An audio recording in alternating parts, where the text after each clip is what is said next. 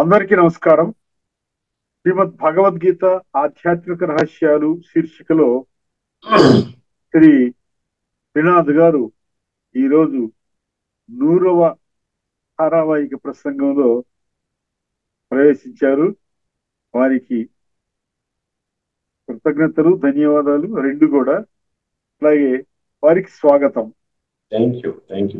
నమస్కారం. ఓం శాంతి. శ్రీమద్ భగవద్గీత ఆధ్యాత్మిక రహస్యాలు ఈ యొక్క ధారావాహిక ప్రసంగము ఈ రోజున 100వ ఎపిసోడ్ అండి.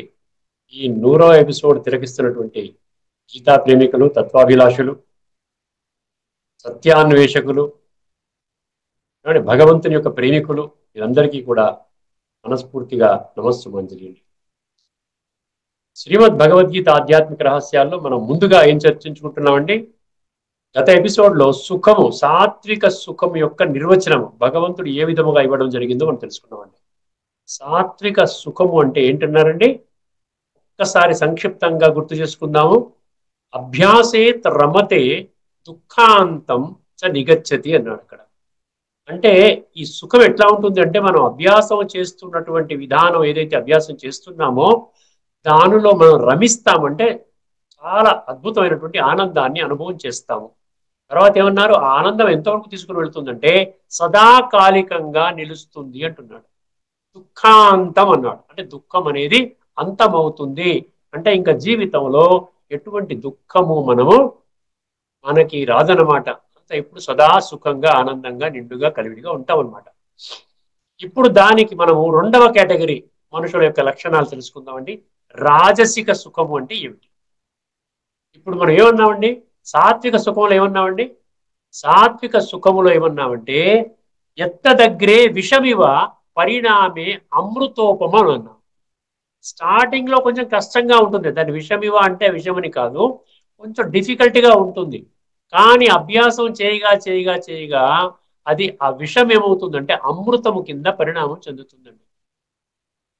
ఆ అమృతం పొందాలి అంటే స్టార్టింగ్ లో కాస్త కష్టాన్ని మీరు తీసుకోవలసి ఉంటుంది. సరే, ఎంత చక్కగా చెప్పాడో. తత్సుఖం సాత్వికం ప్రోక్తం ఆత్మబుద్ధి ప్రసాదజం అన్నాడు. ఇప్పుడు రెండవ కేటగిరీ మనం అర్థం చేసుకుంటే చాలా తేలికండి. ఏమంటున్నాడు? స్టార్టింగ్ లో విషమివ అన్నాడు, ఎండింగ్ లో అమృతోపమం అన్నాడు. ఇక్కడ ఏం చేయాలి? దాన్ని రివర్స్ చేసేయండి ఒక్కసారి. ఏమండి? విషయేంద్రియ సంయోగ ఎత్తదగ్రే అమృతోపమం పరిణామే విషమివ. చూసారా? తత్సుఖం రాజ సంస్కృతం అన్నాడు. ఎంత సులభంగా, చాలా సులభం అండి. రాజస రెండవ కేటగిరీ, రెండవ మధ్యస్థంగా ఉన్నటువంటి మనుషుల ఆ సుఖం యొక్క ఆ లక్షణాలు ఉన్నటువంటి మనుషుల గురించి చెప్తున్నాడు అనమాట. ఏం చెప్పాడండి? విషయేంద్రియ సంయోగాత్ అన్నాడు. విషయేంద్రియ అంటే మనం చాలా విస్తృతంగా చర్చించుకున్నాం కదా. విషయ వికారాలు, కామ, క్రోధ, లోభ, మోహ, అహంకారాలు. ఇంద్రియాలు అంటే మనం చెప్పుకున్నాం కదండి, 5 జ్ఞానేంద్రియాలు, 5 కర్మేంద్రియాలు, 5 ఇంద్రియ విషయాలు. వీటిలో మనం ఏమైపోయామండి? మునిగిపోయామండి. ఇదే జీవితము అనుకుంటున్నాం. విషయేంద్రియ సంయోగాత్ అంటే ఆ యొక్క కలయికయే జీవితం అనుకుంటున్నాం. దానివల్ల ఏమవుతుందండి? ఎత్తదగ్గరే అమృతోపమం అన్నాడు. స్టార్టింగ్ లో అమృతం లాగా ఉంటుందండి. ఒక సినిమాకి వెళ్తే ఎంత అద్భుతంగా ఉంటుందండి. ఒక చెడు పని చేస్తే ఎంత అద్భుతంగా ఉంటుంది చెప్పండి. ఇంద్రియ సుఖ భోగాలని అనుభవం చేస్తున్నప్పుడు ఎంత అద్భుతంగా ఉంటుంది చూడండి. అదే కామ వికారము అంటే సెక్స్, లస్ట్, లైంగిక వాంఛలు తీర్చుకుంటున్నప్పుడు ఎట్లా ఉంటుంది? అద్భుతంగా ఉంటుంది. అందుకని ఎత్తదగ్గరే అమృతోపమం అన్నాడు. కానీ మనకేంటి ఇస్తున్నాడు కాషన్ అక్కడ? పరిణామే విషమివ అన్నాడు. అది కాసేపు మాత్రమే ఉంటుంది, కొన్ని క్షణాలు మాత్రమే ఉంటుంది, కొద్ది నిమిషాలు ఉండొచ్చు, కొన్ని గంటలు ఉండొచ్చు. కానీ దాని యొక్క కాన్సిక్వెన్స్ చాలా తీవ్రంగా ఉంటుంది నాయన. పరిణామే విషమివ అన్నాడు. మనం ఆలోచించుకోవాల్సిన విషయం, భగవంతుడు మనకి సీక్రెట్ చెప్తున్నాడు. ఏ భగవంతుడైతే మనము త్వమేవ మాతా చ పితా త్వమేవ అంటూ ప్రార్థన చేస్తూ జన్మ జన్మలుగా వస్తున్నామో ఆ భగవంతుడు, ఆ తండ్రి బిడ్డలమైనటువంటి మనని శాసిస్తున్నాడు. నాయనా, ఇది స్టార్టింగ్ లో కాస్త మీకు మజా వస్తుంది, ఎంజాయ్ చేస్తారు, ఇదే జీవితం అద్భుతం అనుకుంటారు. విషయ ఇంద్రియ సుఖ సాధనాల ద్వారా అనుభవం చేసేటువంటి ఆనందము అది అమృతోపము అని అమృతం లాగా ఉంటుందంట. కానీ పరిణామే విషమివా తత్సుఖం ఏమన్నాడు? తత్సుఖం పరిణామే విషమివా ఏమన్నాడండి? పరిణామే విషమివ తత్సుఖం రాజసంస్మృతం. తత్సుఖం రాజసంస్మృతం. అర్థమైంది కదండి. ఇందులో అర్థం కాదంటూ ఏమీ లేదు. విషయేంద్రియ సంయోగాత్ విషయేంద్రియ సంయోగాత్ ఎత్తదగ్రే అమృతోపమం పరిణామే విషమివ తత్సుఖం రాజసం స్మృతం.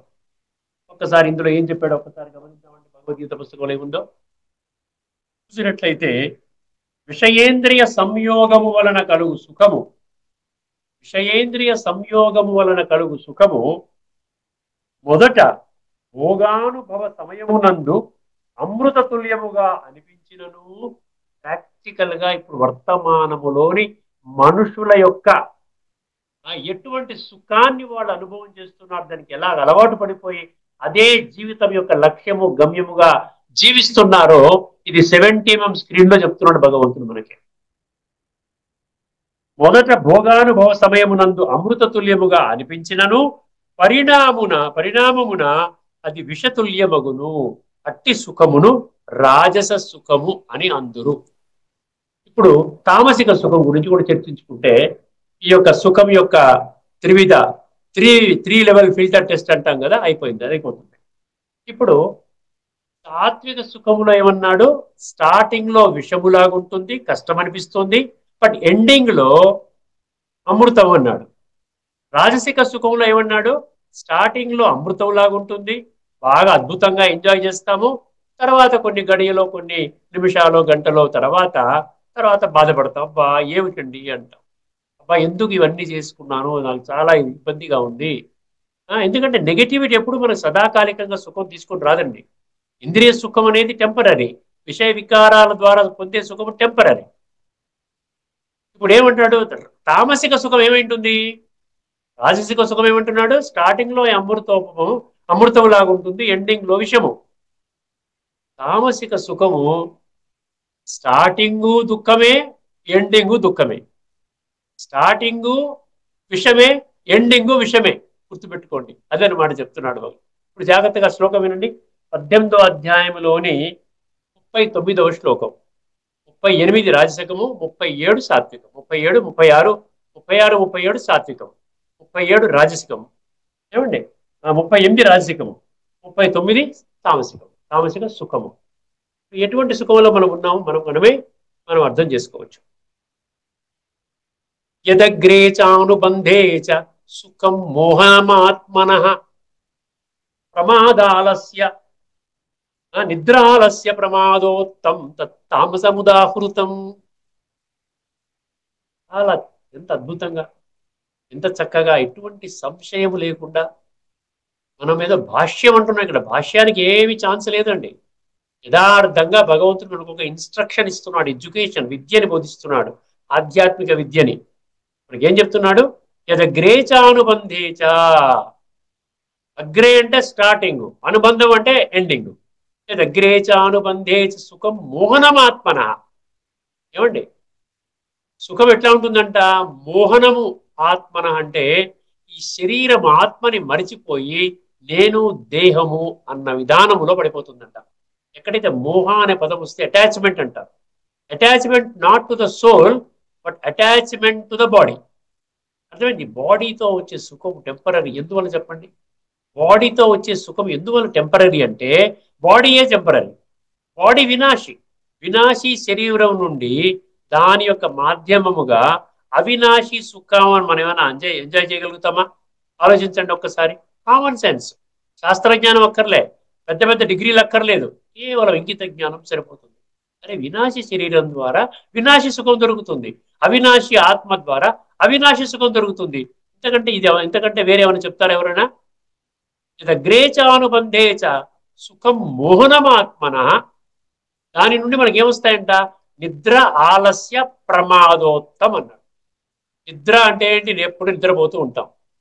స్టార్టింగ్ ఇబ్బందిగా ఉంటుంది, ఎండింగ్ ఇబ్బందిగా ఉంటుంది, అలసటగా ఉంటుంది, మొద్దుగా ఉంటుంది. అర్థమైంది? ఎక్కువ తినడము, పడుకోవడం.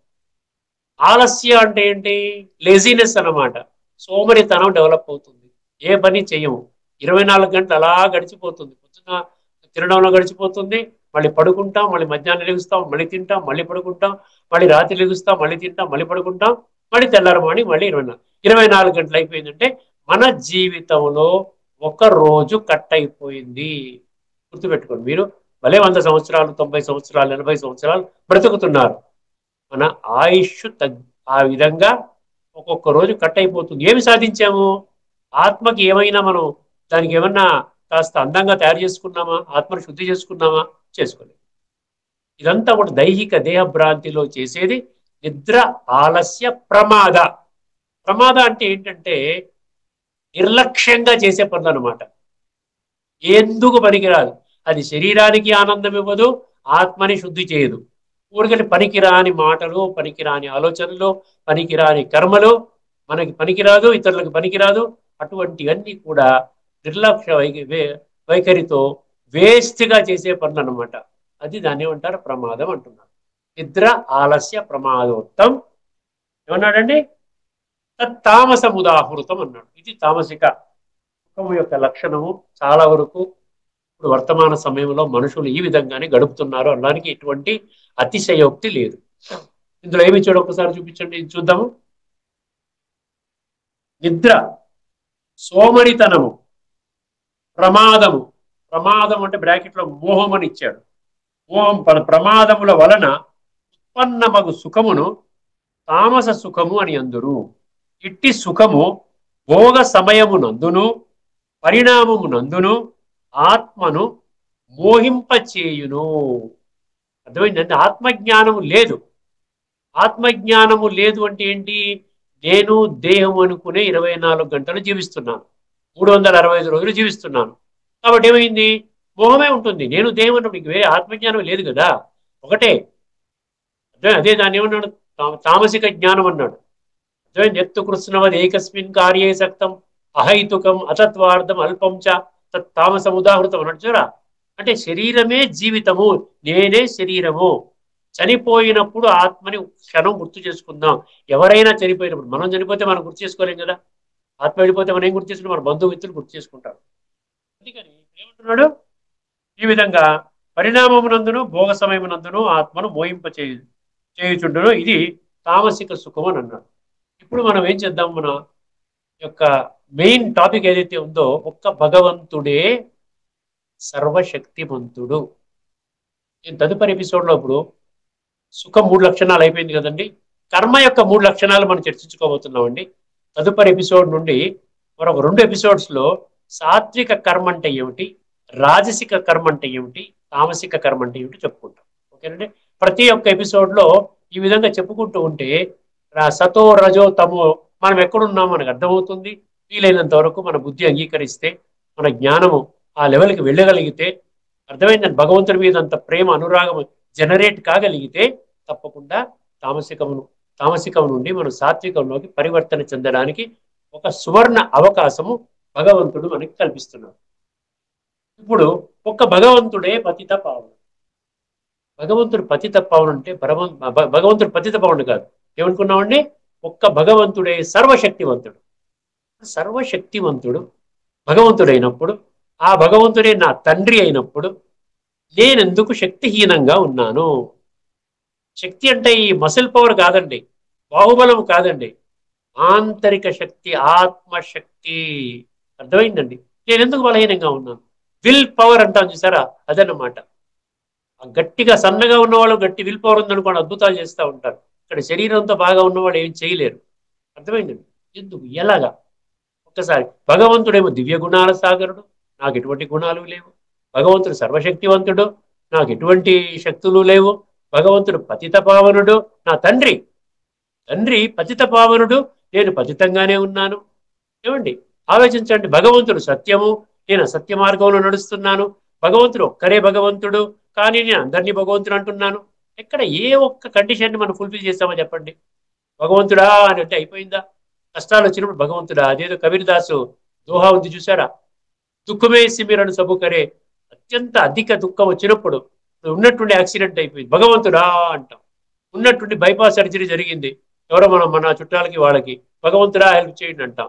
లేదా ఉన్నటువంటి ఆస్తి పోయింది, భగవంతుడా అంటాం. కోర్టు తగాదా ఉంది, వాడు జడ్జిమెంట్ ఉంది, భగవంతుడా అంటాం.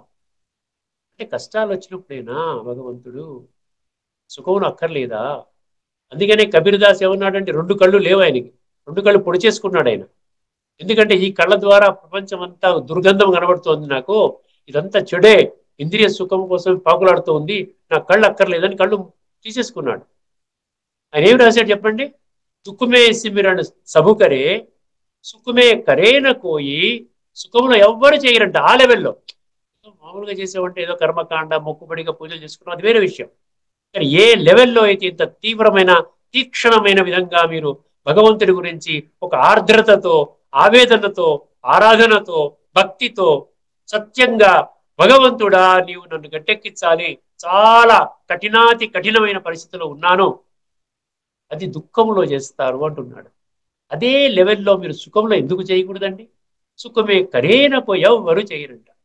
జో సుఖమే కరేన, జో సుఖమే సిమరణ కరే, సుఖములో కూడా అదే విధంగా భగవంతుడి పట్ల మీకు విశ్వాసము గాని ఉన్నట్లయితే, అచంచల విశ్వాసము సుఖములో కూడా ఉన్నట్లయితే అసలు దుఃఖాలు ఎందుకు వస్తాయి అంటున్నాడు. చక్కటి మీనింగ్ ఉంది చూడండి ఆ యొక్క దోహాలో. ఆలోచించండి. ఇప్పుడు ఇన్ని లక్షణాలు భగవంతుడికి ఉండి తన బిడ్డలైనటువంటి ఎవరికి కూడా ఒక లక్షణం కూడా లేకపోతే ఆ భగవంతుడికి లక్షణాలు ఉండి ఏమిటి, ఏమి లాభము, లేకపోతే ఏమిటి? నాకేమి సంబంధము? ఆయన అద్భుతము, ఆయన చాలా గొప్పవాడు అని నేను అడుక్కుంటున్నాను. నా తండ్రి Tata, Birla, Ambani, bill gates, Warren Buffett, పెద్ద పెద్ద వాళ్ళంతా టాప్ 10లో ఉన్నటువంటి వాళ్ళు నా తండ్రి, కానీ నేను ముష్టెత్తుకుంటున్నాను. సేమ్ సిచ్యువేషన్లో ఈ రోజున మనుషులు ఉన్నారండి. అందుకనే ఇన్ని రకాలుగా భగవంతుడు మన దృష్టికి చూడండి. మన మొట్టమొదటిగా సత్యత్రేతాయుగాల తర్వాత మనకేమొచ్చిందని భక్తి మార్గము ద్వాపర యుగం నుండి ప్రారంభమైంది.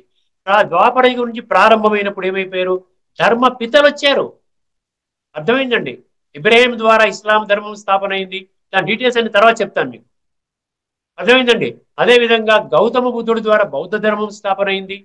జీసస్ క్రీస్తు ద్వారా క్రైస్తవ ధర్మం స్థాపన అయింది.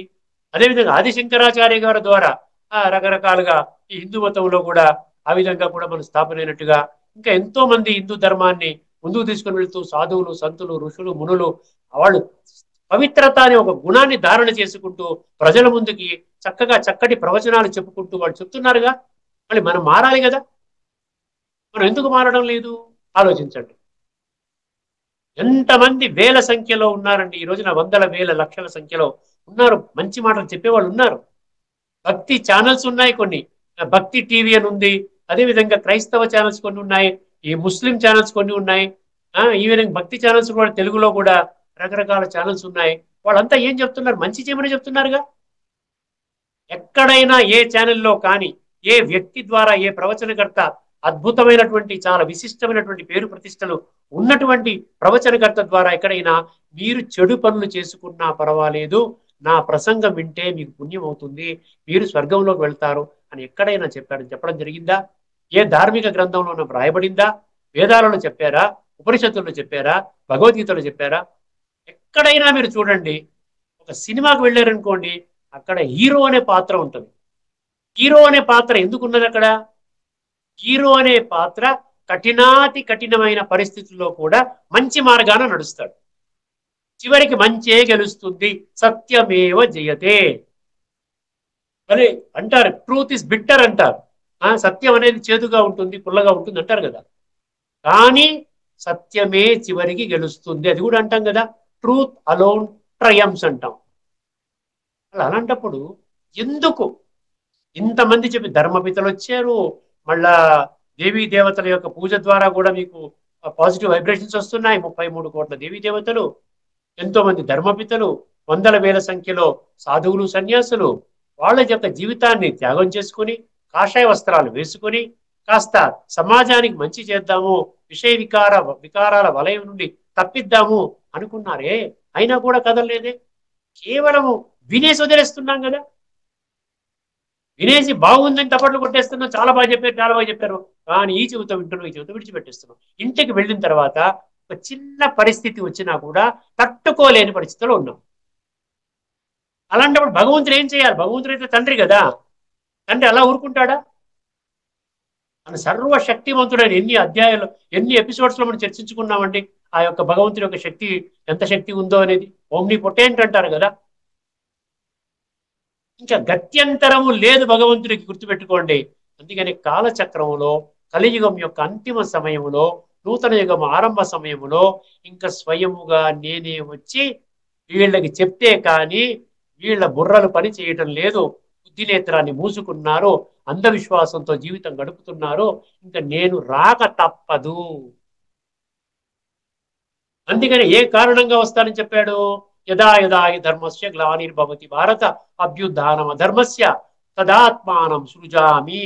నేను ఆత్మని, నన్ను నేను సృజించుకుంటాను. సృజించుకొని ఏం చేస్తాను? పరిత్రాణాయ సాధూనాం వినాశాయ చ దుష్కృతాం ధర్మ సంస్థాపనార్థాయ సంభవామి యుగే యుగే అన్నాడు. యుగే యుగే అంటే 2 యుగాలు, కలియుగము సత్యయుగము. ఈ మధ్యలో నేను వచ్చి ఎక్కడైతే ఈ డౌట్స్ ఉన్నాయో వీళ్ళలో, ఏ కారణంగా వీళ్ళు కుళ్ళిపోతున్నారో, ఏ కారణంగా వీళ్ళు మంచి మార్గాన వెళ్ళలేకపోతున్నారో ఆ యొక్క కారణము చెప్పి వీళ్ళని సన్మార్గంలో పెడతాను. ధర్మస్థాపనలో నాకు సహయోగులుగా ఉండే విధంగా నేనే తయారు చేసుకుంటాను. ఎందుకంటే రేపు సత్యయుగం స్థాపన చేస్తాను. సత్యయుగములో ఆ విధంగా జీవించేటువంటి అర్హత, ఆ విధంగా అక్కడ జీవనకాలం గడిపేటువంటి అర్హత ఉన్నటువంటి మనుషులు లేకపోతే సత్యయుగం స్థాపన చేసి ఎవరి కోసం స్థాపన చేస్తున్నారు? అందులో మనుషులు వెళ్ళాలి కదా, అందులో జీవించే వాళ్ళు ఉండాలి కదా. పెద్ద ఇల్లు కట్టుకున్నాడండి. ఇప్పుడు ధీరుభాని అంబాయి కొడుకులు ఉన్నారు కదా, ఆయన ముఖేష్ అంబానీ 29 అంతస్తులు అంట. ఏదో భవనం పేరు కూడా పెట్టారు. 29 అంతస్తులు, 600 మంది ఉంటారంట సహాయం చేసే వాళ్ళందరూ. ఒక 3-4 హెలిప్యాడ్లు ఉన్నాయి టాప్ ఫ్లోర్ లో. అర్థమైందండి? ఇవన్నీ చేసుకుని అందులో అడుక్కున్న వాళ్ళకి ఇస్తారా చెప్పండి? ఎవరికైనా ఇలా అది ఒక రోజు నాకు అద్దెకి ఇవ్వండి, మేము అడుక్కున్న వాళ్ళ కాన్ఫరెన్స్ పెట్టుకుంటున్నాం అంటే ఇస్తారా? అర్హత ఉండాలి కదండి అందులో నివసించడానికి. వాళ్ళు అలాంటప్పుడు సత్యయుగంలో నివసించేటువంటి అర్హత ఉన్న మనుషులు ఎక్కడ దొరుకుతారు? కొంచెం లాజికల్ గా వెళ్ళండి, తర్కించుకోండి ఎవరికి వాళ్ళు. అవునండి సత్యయుగం స్థాపన చేస్తున్నాడు, అక్కడికి వెళ్ళాలంటే ఏం కావాలి? అక్కడికి వెళ్ళాలి అంటే సంస్కార పరివర్తన కావాలి. సంస్కార పరివర్తన అనేది కేవలం రాజయోగ అభ్యాసము ద్వారానే సాధ్యమవుతుంది. రాజయోగము అంటే స్వయాన్ని ఆత్మగా అనుభవం చేసుకొని, అదేవిధంగా సర్వాత్మలకి తండ్రి అయినటువంటి పరంపిత పరమాత్మని గుర్తించి ఉనికిని, 2 ఉనికి, ఆత్మ యొక్క ఉనికి, ఆత్మ యొక్క అస్తిత్వము, పరమాత్మ యొక్క అస్తిత్వము, ఈ 2 కనెక్ట్ అర్థం చేసుకొని ఆ అనుభవం చేసి అనుభూతి చేసుకుని ఆ విధంగా భగవంతుని యొక్క స్మృతి చేసినట్లయితే ఆత్మ సంస్కరించబడుతుంది. ఆత్మ ఇప్పుడు తామసిక ప్రధానంగా ఉన్నటువంటి సంస్కారాలు ఈ యొక్క రాజయోగ అనే ప్రక్రియ ద్వారా సాత్వికంగా పరివర్తన చెందుతాయి. కానీ ఎలాగ చెప్పాలి మనుషులకి? నాకేమో శరీరము లేదు, నేను ఆత్మని, పరమాత్మని, అందుకని నేనేం చేస్తాను? నేను ఒక సాధారణ మనిషి శరీరము అద్దెకి తీసుకుంటాను. సాధారణ మనిషి శరీరం యొక్క ఆధారము తీసుకుని మళ్ళీ మనుషులందరికీ కూడా అర్థమయ్యేలాగా, ఎందుకంటే ప్రపంచమంతా కుళ్ళిపోయింది ఇప్పుడు. అభ్యుత్థానమ ధర్మస్య వినాశాయ చ దుష్కృతాం. జాగ్రత్తగా అర్థం చేసుకుంటే మనకేమర్థమవుతుంది? బ్రహ్మదేవుడు వచ్చినా మనుషులు మారరండి అంటారు చూసారా? అదేవిధంగా పరబ్రహ్మ స్వరూపుడైన పరమాత్మ ఈ సృష్టి మీద అవతరించారు 1936లో. ఒక సాధారణ వృద్ధ మానవ శరీరాన్ని అధిరోహించాడు. వారి యొక్క చరిత్ర కూడా మనం రాబోయే రోజుల్లో అవసరమైతే 1-2 ఎపిసోడ్స్ మనం చర్చించుకోవచ్చండి. ఆ మనిషి పేరే దాదా లేఖరాజ్. వారు ఒక వజ్రాల వ్యాపారి, చాలా సింపుల్ గా ఉంటాడు. వారు కూడా భక్తి మార్గంలో భక్తి పూర్తిగా 12 గురువులతో భక్తి చేశాడండి ఆయన. అర్థమైందండి? సో వారి చరిత్ర చెప్పుకున్నప్పుడు మనం తెలుసుకుందాము. ఇప్పుడు ఏంటి? భగవంతుడికి శరీరం లేదు కాబట్టి, భగవంతుడు తను మాట్లాడాలంటే ఒక శరీరము కావాలి కాబట్టి ఈ యొక్క వృద్ధ మానవ శరీరాన్ని, వృద్ధాన్ని ఎందుకంటున్నానంటే వారి యొక్క వయసు దాదా లేఖరాజ్ అనేటువంటి అంతకుముందు అవిభాజ్య భారతదేశములో, అఖండ భారతదేశంలో, అప్పుడు పాకిస్తాన్ లేదండి, సింధ్ హైదరాబాద్ అని, ఇక్కడ హైదరాబాద్ ఏదైతే డెక్కన్ హైదరాబాద్ ఉందో అక్కడ సింధ్ హైదరాబాద్ అంటారు. అక్కడ ఆ సింధ్ అనేటువంటి పట్టణంలో ఉన్నటువంటి ఆయన ఆ కృపలాని వంశము వైష్ణవ వంశము నుంచి జన్మ తీసుకున్నటువంటి ఆయన శరీరములో భగవంతుడు ప్రవేశించి ఈ యొక్క ప్రజాపిత బ్రహ్మ కుమారి ఈశ్వరీయ విశ్వవిద్యాలయాన్ని స్థాపన చేయడం జరిగిందండి. 1936లో స్టార్టింగ్ లో అది ఓం ధ్వనితో ప్రారంభమైంది, అందుకని ఓం మండలి అని అన్నారు దాన్ని. దాని యొక్క డీటెయిల్స్ కొన్ని విషయాలు మీకు ఇంకా స్పష్టంగా మీకు అర్థమయ్యేలాగా రాయబోయే ఎపిసోడ్స్ లో నేను చర్చిస్తాను. ప్రస్తుతం ఎంతవరకు మనం అర్థం చేసుకుందాము అంటే ఈ 100వ ఎపిసోడ్, ఇది 100వ ఎపిసోడ్ లో మనం ఏం అర్థం చేసుకోబోతున్నాం అంటే భగవంతుడు ఒక మనిషి శరీరం తీసుకుంటాను అని చెప్పాడు. భగవంతుడు ఒక దేవతా శరీరం తీసుకుంటానని చెప్పలేదు. నేను ఒక సాధారణ మనిషి, అంటే సాధారణ మనిషి అంటే మనలాగా ఉన్న మనిషి, మనలాగా ఈ ఉన్న ప్రపంచంలో ఉన్న 850 కోట్ల మనిషిలో ఒక మనిషిని ఎంచుకున్నాడు. ఆయన ఎవరినో ఒకరు ఎంచుకోవాలి కదా. అంటే ఆయన యొక్క ఉద్దేశంలో భగవంతుడు పైనుంచి చూస్తున్నాడు కాబట్టి ఎవరు కొంచెం మ్యాచింగ్ గా ఉంటాడు, నా మాట వింటాడు, నేను చెప్పినటువంటి మార్గంలో నడుస్తాడు, ఆ విధంగా అన్ని విధాలుగా సహకరిస్తాడు అనుకున్న మనిషిని ఎంచుకుంటాడు కదా. లేకుండా ఉంటే పనికిరాని మనుషులు ఎంచుకుంటే నాయన నువ్వు వద్దు, నాయన వెళ్ళిపో, నా శరీరం తీసుకోవద్దు, నేను విషయ వికారాల ఇంద్రియాల సుఖంలో మునిగి ఉన్నాను, నాకు నువ్వు వద్దు, నాకు భగవంతుడు వద్దు, ఎవరు వద్దు అని తరివేస్తే.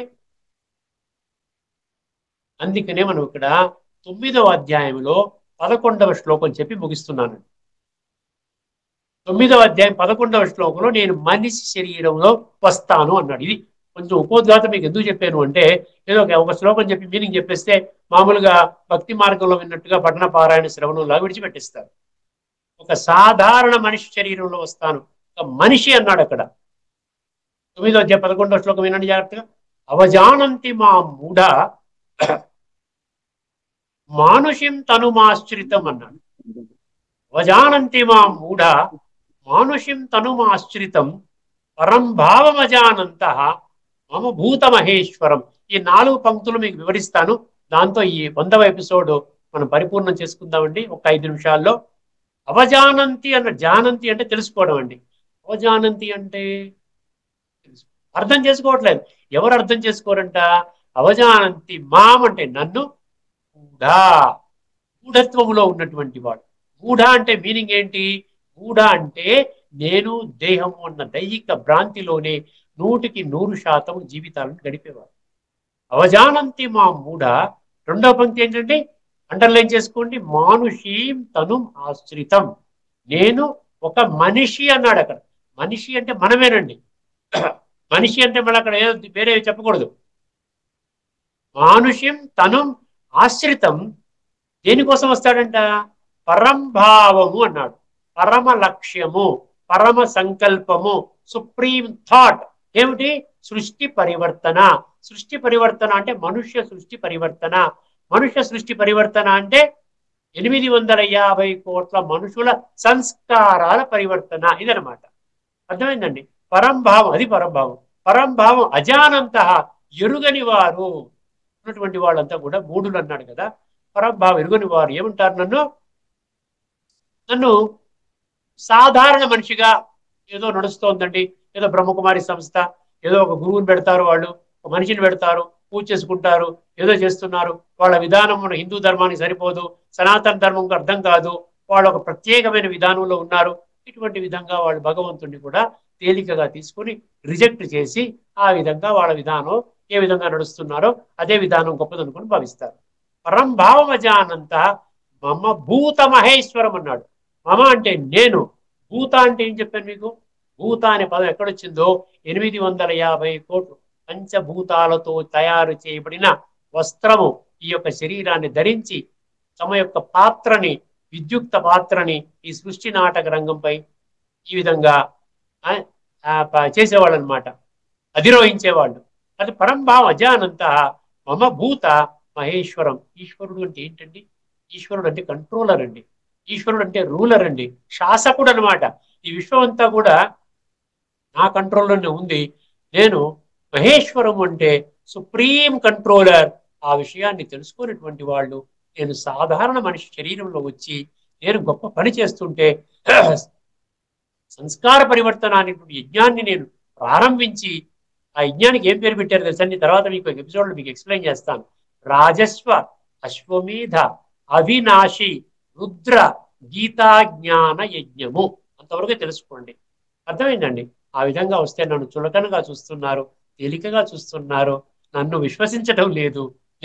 నేను భగవంతుణ్ణి, నేను జ్ఞానసాగరుణ్ణి, పతిత పావనుణ్ణి, సర్వశక్తివంతుడైనటువంటి నన్ను రిజెక్ట్ చేస్తున్నారు వర్తమానంలో ఉన్నటువంటి పిల్లలు అని మనందరికీ కూడా ఆ సీక్రెట్స్ చెప్తాం.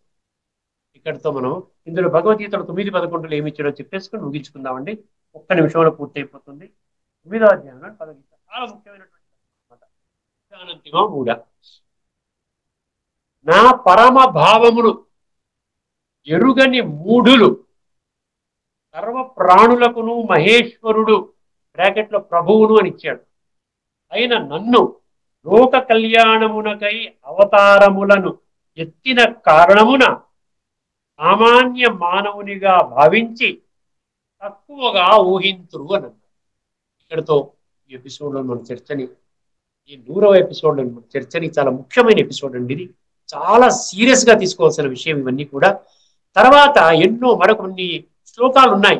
నేను శరీరం ఆధారంగా వస్తాను, నాకు సొంత ప్రకృతి లేదు, నేను ఒక ప్రకృతిని ఆధారంగా చేసుకుని నేను చెప్పవలసిన విషయాలు ప్రపంచానికి తెలియచేస్తాను అని భగవంతుడు చెప్తున్నాడు. అలాంటి కొన్ని శ్లోకాలు తదుపరి ఎపిసోడ్స్ లో మనము చర్చించుకోబోతున్నాము. అంతవరకు సెలవు.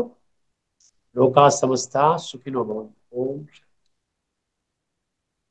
శ్రీమద్ భగవద్గీత ఆధ్యాత్మిక రహస్యాలు శీర్షికలో శ్రీ శ్రీనాథ్ గారు సప్త రజోతమ గుణాల లోతులను స్పృశించి విశ్లేషించారు. వారికి ధన్యవాదాలు.